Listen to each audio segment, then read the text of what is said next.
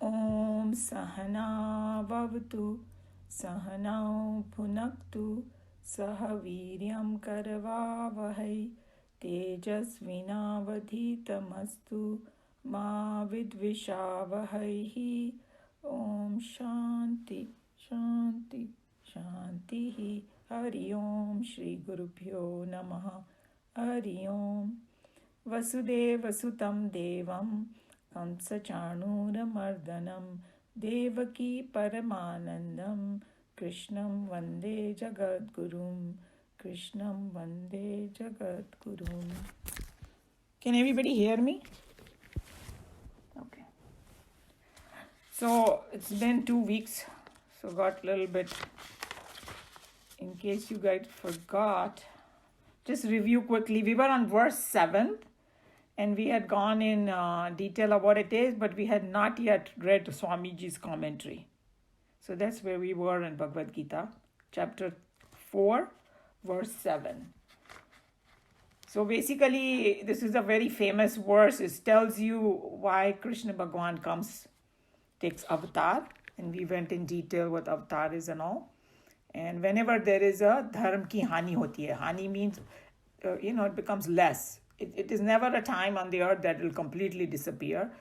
If it becomes less, that means people are not working in the yagna spirit and they are being selfish and breaking the natural laws and all that, then he has to come. That's what he said. And then he then I come. Yeah. In all the different yugas, right? That's what is.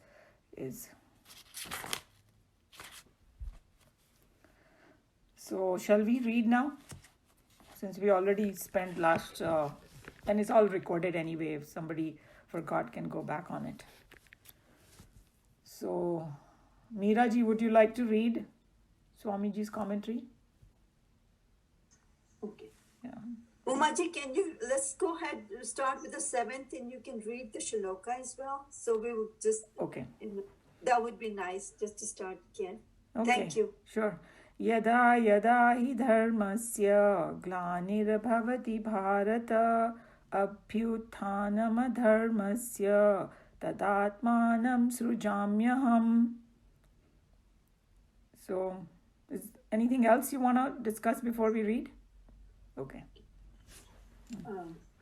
Whenever there is decay of righteousness, O Bharata, and a rise of unrighteousness, then I manifest myself. Whenever there is a decline of dharma, I create for myself a body. The term dharma has already been exhaustively explained. Dharma, the law of being, is a sacred truth. And when the majority of the members of a community do not obey this great truth, there is a conquest of the world by a herd of biped animals, and not a cooperative, happily living family of men pursuing life in their full dignity as intelligent social beings. In all such dark periods of history, some great master comes to present himself as the leader of men to revive the standard of life and its moral values. This is generally done not only by giving a fillip to the existing nobler values, but also by a corresponding policy of total elimination of the wicked. It is for this purpose that the infinite, from time to time, wears the matter apparel and appears on the scene of activity like the owner of an estate who now and then puts on his gumboots to inspect and reorganize his estate. Even while he is on the work spot, in the burning sun, among his workers, he is conscious of his lordship over and ownership of the entire estate. Similarly, the Supreme, which is the substratum for the pluralistic world, puts on the body gown and, as it were, walks into the murky atmosphere of the immoral life of mankind for the purpose of reorganizing and conducting a thorough spring cleaning of the bosom of man. Okay, so maybe we can see over here. So here we had discussed in detail about the dharma, and there was a question, I think it was by Geeta ji last time, that hey, are we talking about the dharma like the sugar, and she thought that it was not, but then we discussed that how main dharma comes from there, from the highest perspective of law of being, that which upholds everything. And when majority of the people don't obey it, that's when he has to. And the somebody's I think Kamlaji has to. Making burta. Yeah, Kamlaji is making Bharta. You have to mute yourself, Kamlaji. Okay, Yeah. so and then how he's sorry, go ahead. No, I really like this example of the owner of an estate, Yes, who wears his gumboots Yes. and goes amongst his workers, and he knows he's the owner, he knows everything, but he is working with them to show them and to organize them and to, Yes. bring them back on track. I thought it was such a beautiful thing. Such a beautiful, because otherwise we have how did this happen? And the other very important thing, Miraji, in here, this is that he never forgets who he is. Yeah. See, that's the difference between us, and that's what our journey is, that we, in the essence, is that we are the same, but we have the forgetfulness, whereas he knows, he remembers everything. And he never forgets it. So, yeah, I think that I also learned the best from the examples. Whenever there are examples, it really soaks into you what they're talking about. And the other word that very important is, he said, then I manifest myself. He's not saying I'm born. That's another huge difference, that avatar, and then avatar is like coming from that higher state, coming to the lower state. So purposely he's doing that for this. So those are the important things over here. Okay, the last paragraph.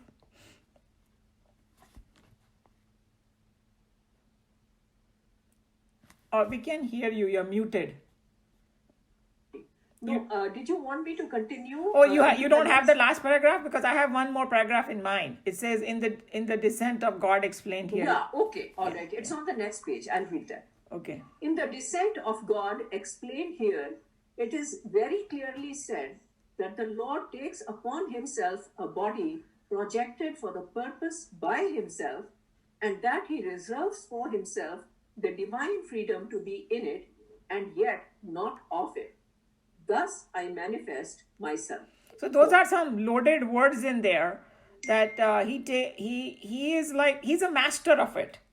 And even though he is in it, not of it.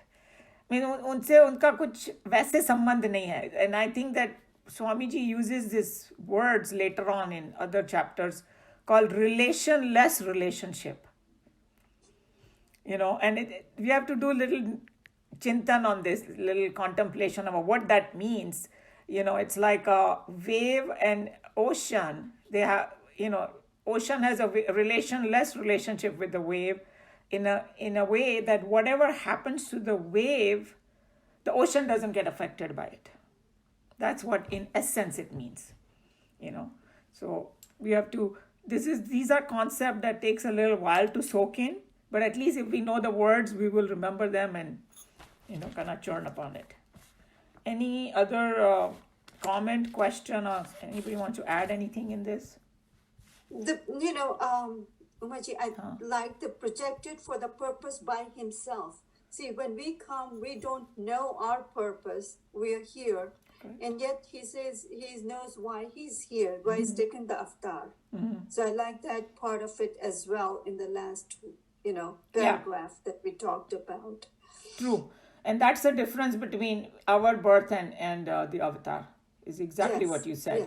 That we when we come, we are like, thoda hosh aata hai, to why am I here? We don't even know, right? And that's the quest. We even question why we are here. We just keep on going. A lot of time most of the people keep on going, and some people who are a little more sensitive and purified in their head, they will ask that question. Yeah. Yes. Like Nachiketa is asking now at a very young age, and the other one. It is beyond. Yeah. So in some ways, age, if you think about it, age has nothing to do with it. It's more a maturity of the mind, isn't it? a person can be 90-year-old and not have that question and just think, drink, eat, and be merry. But there are kids who are like 10-year-old will ask that question. So it's a maturity of the soul and a deeper level that causes that question. True. Okay. I know all of us have that question. That's why you're in this class. Otherwise, you wouldn't be in this class. Okay. What does it mean by saying, then I body myself forth? I'm sorry, which one? Then, those are the last 5 letters, words. Then I body myself forth. Then I manifest myself. Himself the divine freedom to be in it and yet not off it. Then I body myself forth. No, इधर हमारे में लिखा हुआ है, then I manifest myself. Then you what? Manifest, like here it says, then I body myself forth. I think that could, but it should be manifest. Embodied हो सकता है. I have this book. Yeah, sometimes there could be typo. I have that book, but I don't have it in front of me. I will look it up. But there's another word called embodied myself भी हो सकता है, which means I take upon the suit. जैसे कि कोई astronaut जाता है ऊपर, तो उसको सूट पहनना पड़ता है ना. तो हम we are pure atma, and we are wearing this suit of the body, just like he takes on the suit. Oh yeah, no, I see what it means, but it's very badly it expresses itself. I think Shireen, they are using body as a verb over as here. As a manifesting thing. As a body as a verb. So then I body myself, I think in your book, means then I bring, like she said, embody myself, is what it means. Then he just brings a body, like from the material that he can create, without really having to go through the process. He manifests himself in the body. Yes, that is actually a better expression. Yeah. Manifest itself with the body. I can't believe that they said this, Anyway. Yeah, I mean, and that's why one of the, somebody brought that, comment that, hey, that Vedas are direct words from the God, but when humans write it, a lot of mistakes happen. Yeah. That's why we need proofreaders and this and that. When Krishna Bhagwan said Geeta, it's like you can't even इधर एक भी word इधर से उधर नहीं कर सकते आप. एकदम perfect है, And that's how these mantras and all which are revealed, they are such power-packed thing. There is no room for any mistake. But if somebody writes a commentary or does that, there'll be mistakes and things like that. Yeah. Any other point? Everybody okay with this? Yes. Okay. So we can go to the next one. These 2 verses you have heard so many times in so many shows and everything. All the serials that happen with Krishna Bhagwan. Okay, it's verse 8 now.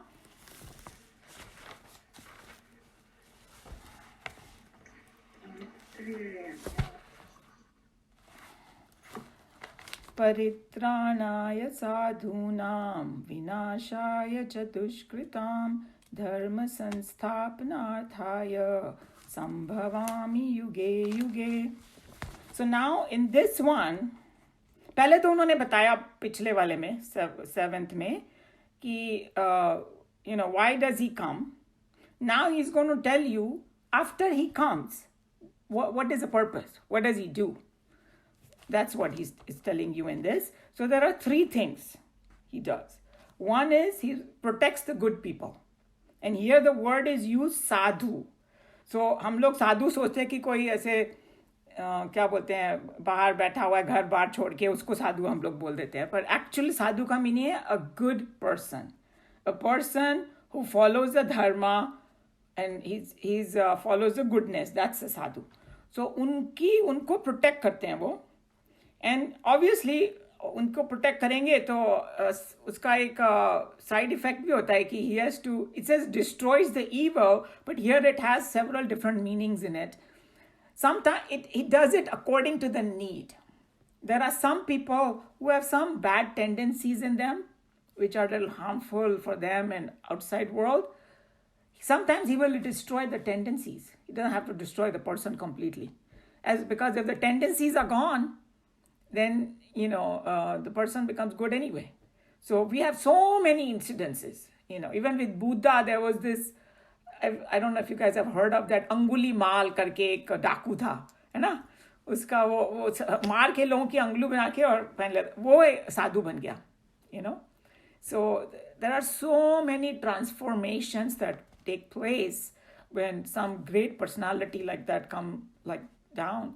And if for some reason the goodness is not there in somebody and they just refuse to change, तब उसको उनका विनाश करना पड़ता है, and विनाश भी उनके भले के लिए होता है.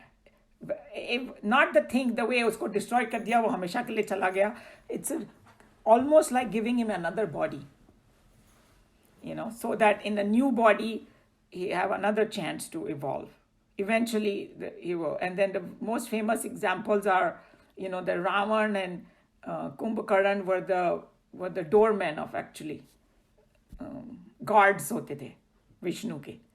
And then they did some bad stuff and they had to be born. And so Bhagwan had to come, and go destroy the body. And then they took another birth. And it seems that next birth में थोड़े से better हुए क्योंकि पहले वो हिरण्याक्ष और हिरण्यकश्यपु थे. They were really horrible. The next, Ravan did have some good qualities actually. We know that, right? He was a great, devotee of Shiva and all. So उसकी badness थोड़ी कम होती जाती है. And then third में someone was told us that it was Shishupal and one more person. And we don't hear that much about them, So basically, because they didn't do absolutely horrible stuff like the other people did. So when it comes to even destruction, there is something very good in it. That's what we have to remember. Because sometimes when we hear this, destroy. No, not like that. So one is to protect the good. Second is to destroy the evil. And third is to re-establish dharma. Dharma sanstapana. So Krishna Bhagwan ka example is a great one. He unhone dharma ki sanstapana ki. So that can be done several different ways. And one of them is like we discussed from the last verse. He himself takes the body and lives among the people. And when you live among the people, then you become, and we read in chapter 2 and all that how when some great personality is there, we copy them. So that's how. So they become a good example for us. And they can do it by, like Krishna Bhagwan gave us Geeta. And this saint was saying, look at this Geeta, even in the Kali Yuga, we are benefiting from it. Imagine the Dharma Samstapana. And then now, because of the internet and all these things have exploded so much. And, because there was that Geeta Fest going on in Chinmaya Mission, so they had that 18 chapters by the 18 different Swamis. And some of them were phenomenal. I mean, they were using all the modern technology to give. And one of them, the latest one that, I don't know if you saw it, Meena ji, it was Swami Ramakrishna, who talked about taking off like a rocket and, with like a countdown, he called, like 9, 8, 7. And then he said, what are the 9 things in Bhagavad Gita? What are the 8 things? What are the 7 things? And what is blast off? And then he used the technology. I have not even seen that kind of board. He could write and wipe it off. And oh my God, it was so interesting, So there's so much going on. And the other thing that I saw, which really touched my heart, was what they did in India. They have Chinmaya schools. I think now they have a university also and there's an international school also where people from other countries go. So they teach them everything modern, but it is like a Gurukul type of situation. They teach them Bhagavad Gita and everything. It's a part, both are secular as well as spiritual education. So before each chapter, they had them chant, the children. And their chanting was so perfect. Oh my God. And they were not reading. It's all memorized. So, it is such a joy to see that. I said there were 600 children who participated in chanting the 18th chapter. They divided it, and there was a group of children. And I said, this is 2020, and this is happening. It was just such a heartwarming thing, So I think that dharma sanstapana can happen so many different ways. It's a continuous process that, one avatar comes and for millennia it goes on. Like Jesus came 2,000 years ago, but look, today there are so many people who follow him. So that's how the dharma sanstapana happens. So those are the three things he does. And then he comes in yuge. So all different yugas. And we already know the 4 yugas are there, Sattva Yuga, Treta, Dwapar, and Kali Yuga. In every yuga he can come. And then one Swami brought a very important point. He said that don't think that these are the only 10 avatars that we talk about. Okay, these are just representing it. It can come hundreds of other ways too. And when he says कि मैं protect करने के लिए आता हूँ, तो ये मत समझना कि खाली वो आते हैं तो ही protect करते हैं, उसके बिना हमारा protection नहीं है. Protection is there all the time in different ways. And then and Krishna Bhagwan already said, and he said that even other like Jesus or whoever the great Mahatmas jo hue hain, they say if you follow this path of goodness, protection is already there. He went as far as saying it's almost like in kind of woven in there that if you follow dharma will protect you. And that's why that famous saying is there. I don't know if you guys have heard it. Dharmo rakshati rakshataha. Means if you follow dharma protects you. So that also is coming from that higher intelligence only. And it's part of this, you can call it avatar if you want to. Because sometimes we are having some issues and somebody will come and help you. So it's from that higher intelligence only all that help is coming. So we have to remember that. And then he also mentioned this Swami that we are going to see in 9th chapter. Krishna Bhagavan is going to say that, if you kind of surrender to me in a sense, if you do the right thing in your life, I will take care of your yoga and shema. Whatever you need, I will give you, and whatever you have, I will protect it. So that also we have to remember in this. So we should not just take this verse, जब भगवान आते हैं तो ऐसा करते हैं, वो हमेशा चालू रहता है, मगर ये थोड़ा सा ज़्यादा expressed है ये चीज़ें. So that's what the point I wanted to bring. Okay? And the other thing is that this is considered like a special ability of that Brahman, which is pervading everywhere, but it has a special ability to take a body and come and help us when need be. So that's how we have to look at it. Okay? Any question on all these points? Umaji, what I heard from Swamiji, it doesn't have to be a human type of avatar. True. It could be in any form that they come to help out. Absolutely. And it doesn't have to be a very sweet form either. That's also we discussed. Basuri baja rahe hain, little baby Krishna, little baby Ram. Those are very sweet avatar. Then he took Narsimha avatar, which is like extremely ferocious. And then he took those 10 avatar mein to human bhi nahi hai. Shuru se to hota hai fish se, right? Fish and then kurma. And so depending on the situation. Yes. Because God is everything everywhere. He can take the form. And some people even think that, you can call it this vaccine as an avatar. Who knows? Right? Even COVID, etc. Yes, to create a balance. Somebody can look at it that way because we know that we were plundering the earth. This much lot of people were already aware of. That, hey, we are doing atrocities with animals. We are destroying the earth. So they had to come in a form to balance it out. Yeah. What can you do? Yeah, true. Very, very important point. So I think that to me, the take-home message over here is that we have to follow dharma. You cannot say, the whole world is doing, that's why I want to do this. Because sometimes people have that, hey, everybody's doing, that's what I'm doing. No, it doesn't work like that. When in the spiritual thing, you got to make your own choices. True. Any other point? Okay. We can read Swamiji's commentary. Who is the next person would like to read?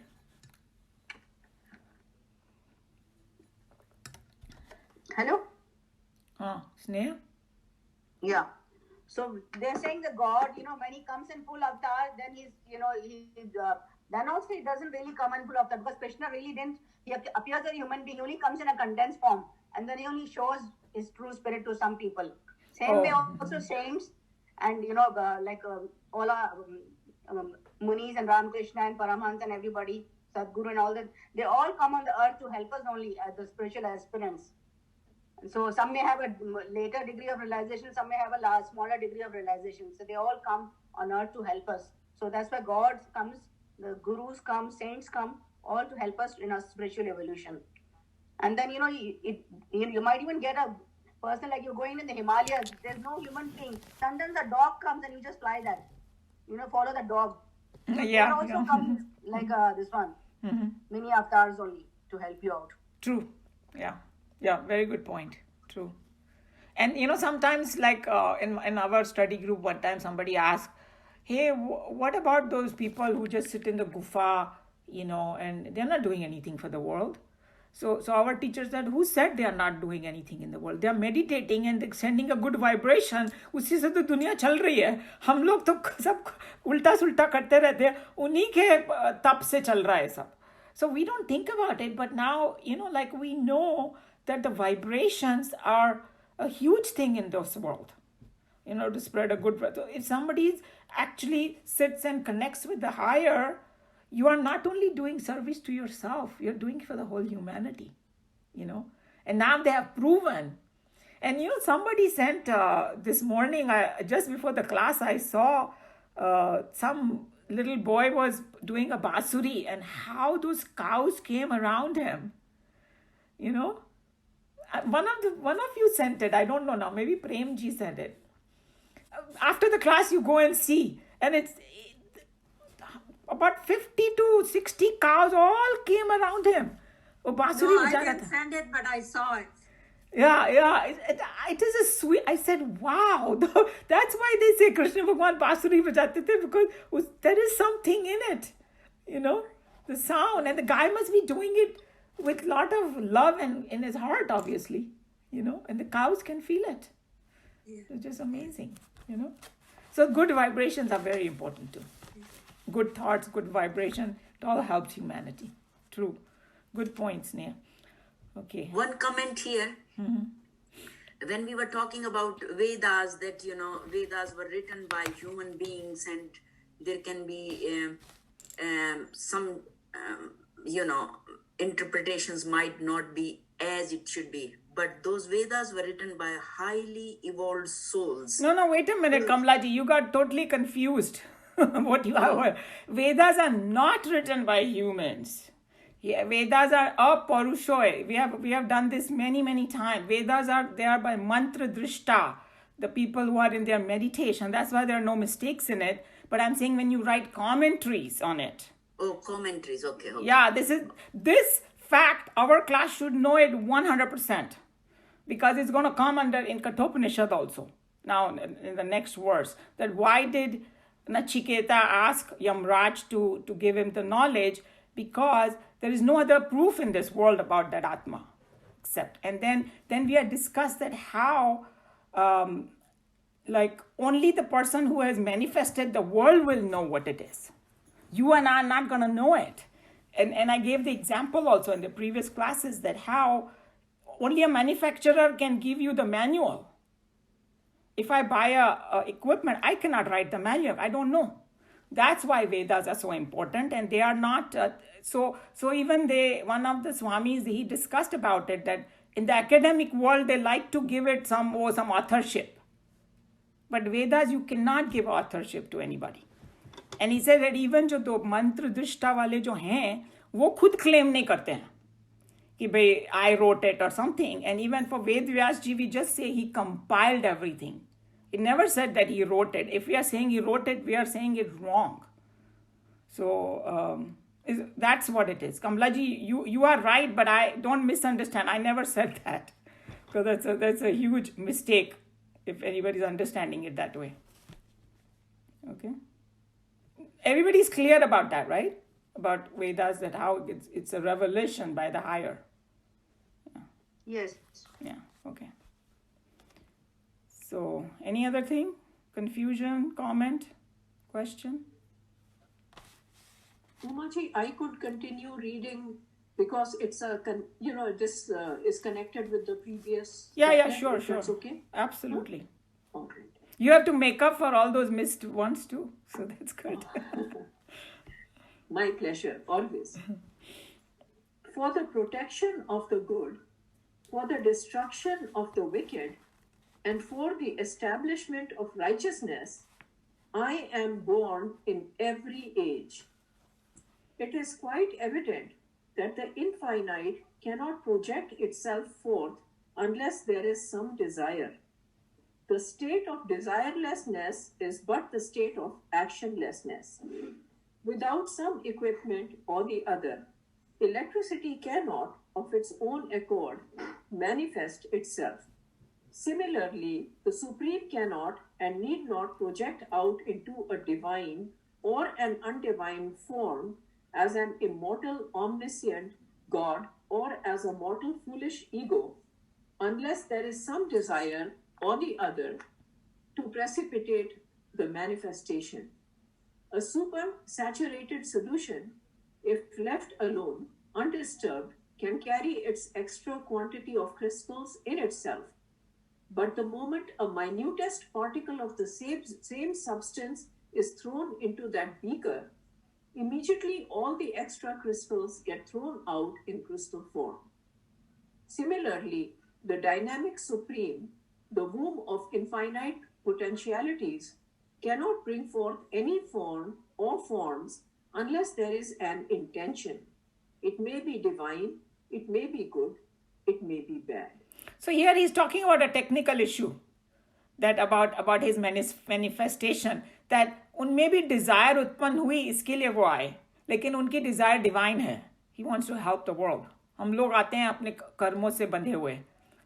We are pushed here by our own karma, but that's not the reason that God. So it's just a technical way of saying, and he gave the example of the crystal and all that, the reason he manifests is because उनके भी मन में desire आया.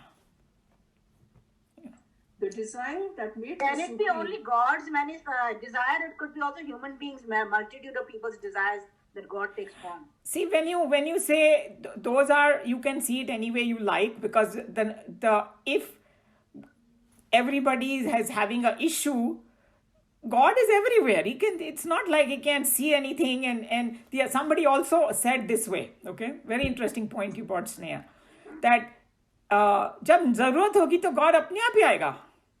Because he knows, he's seeing it. And our teacher used to say, when we are asking for something from God, it's like a little boy telling his dad, Daddy, you should go to work from tomorrow because you need to bring food to the table.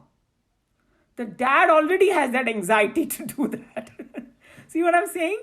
So in a way, whenever, it's like when you see your children in pain, you want to do something.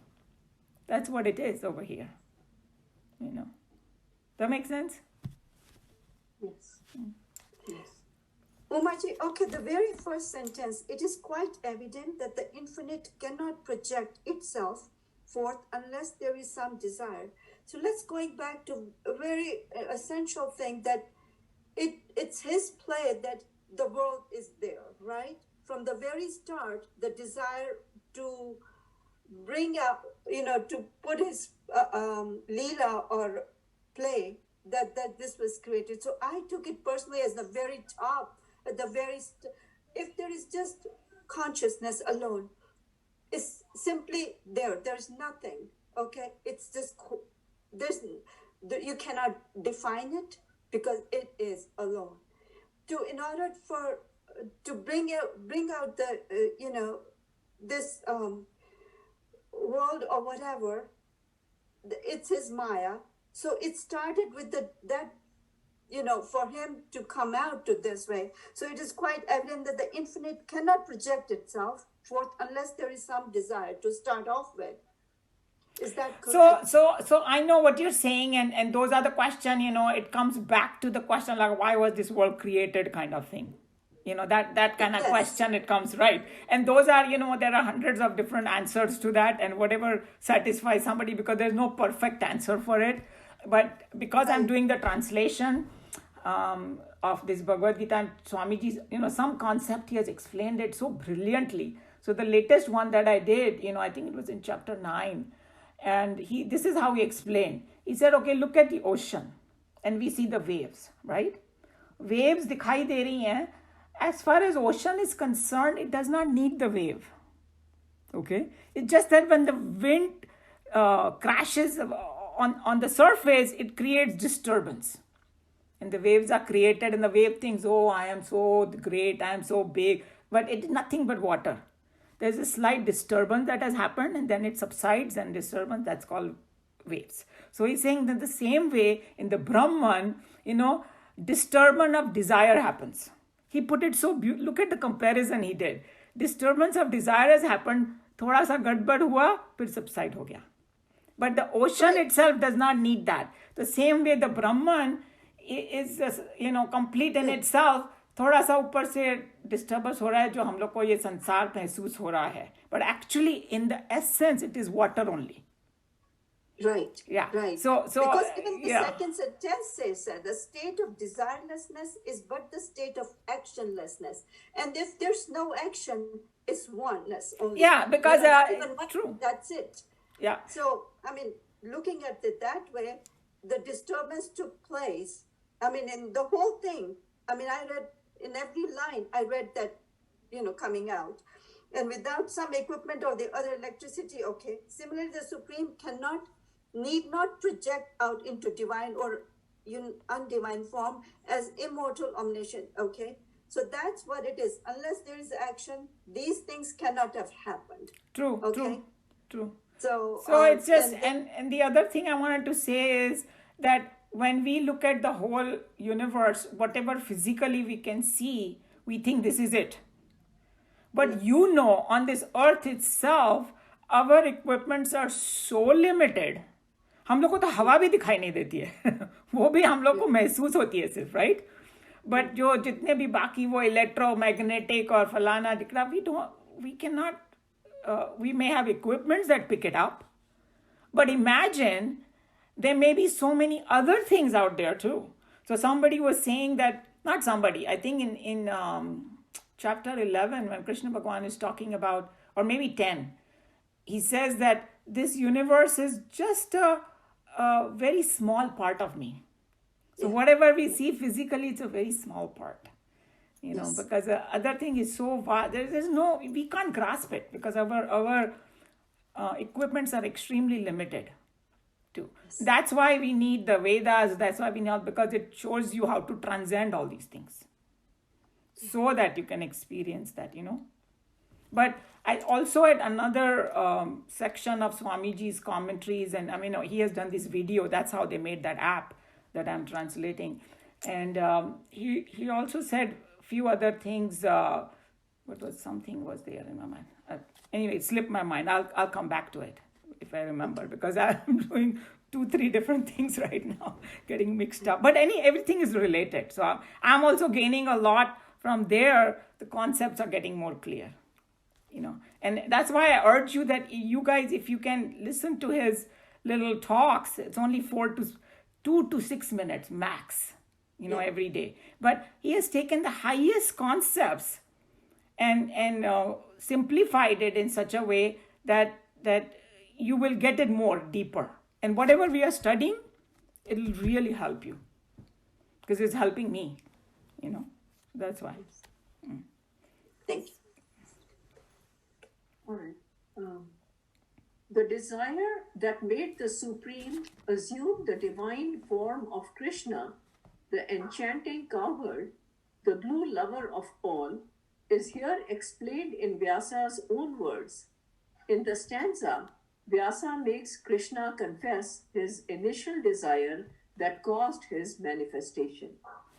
The divinest of all desires is, indeed, a selfless thirst to serve the world.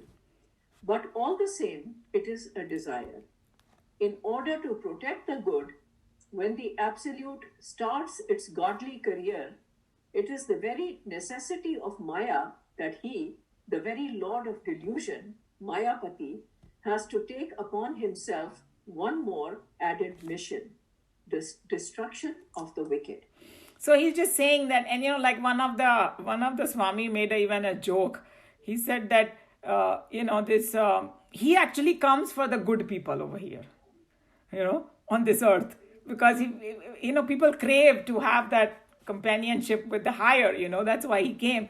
Side he job कर लिया कि destruction of the wicket. अगर wicket को तो मारना होगा तो क्या एक हार्ट अटैक देगा, लोग गिर जाएंगे. So this is just another little added stuff. I thought that was an interesting way he looked at it. He doesn't have to take an avatar basically to do destruction, but he's doing it more for our sake. Like if Sneha was saying that when we need that, he sees that, hey, come on, these guys need something. Let me come down. Another way of looking at it.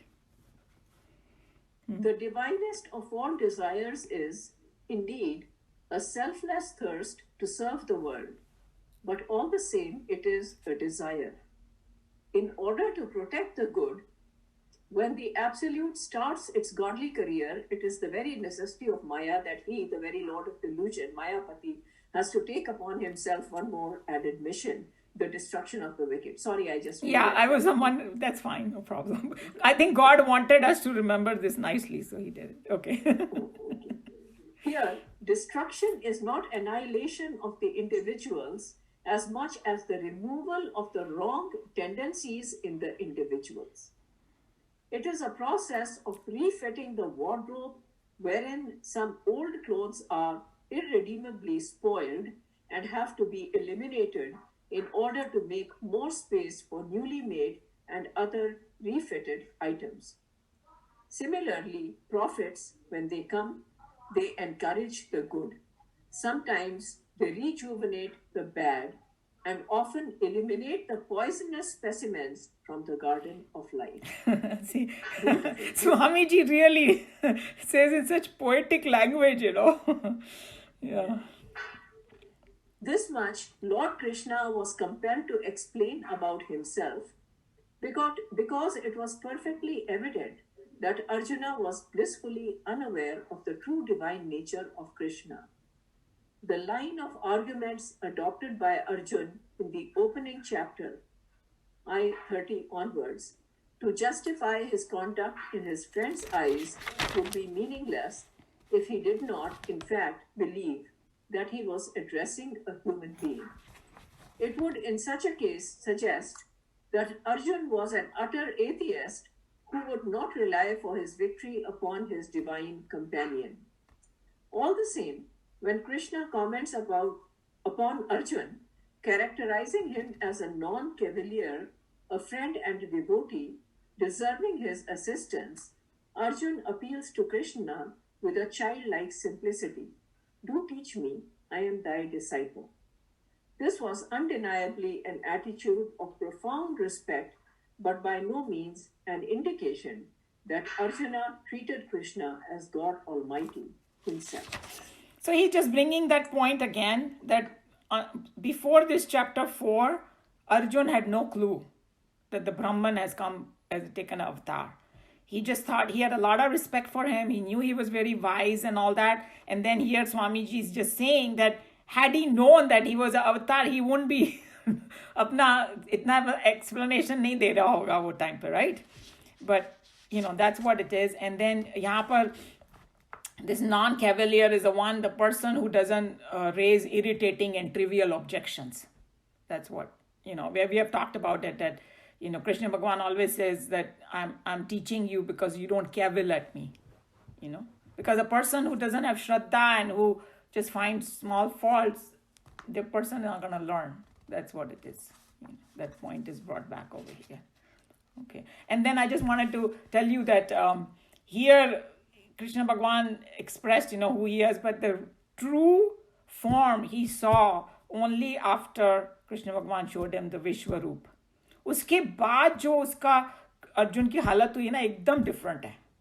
Real भक्ति उसमें तब भी ही जागी है. और उसका एक पूरा एक सेक्शन है where he prays to him.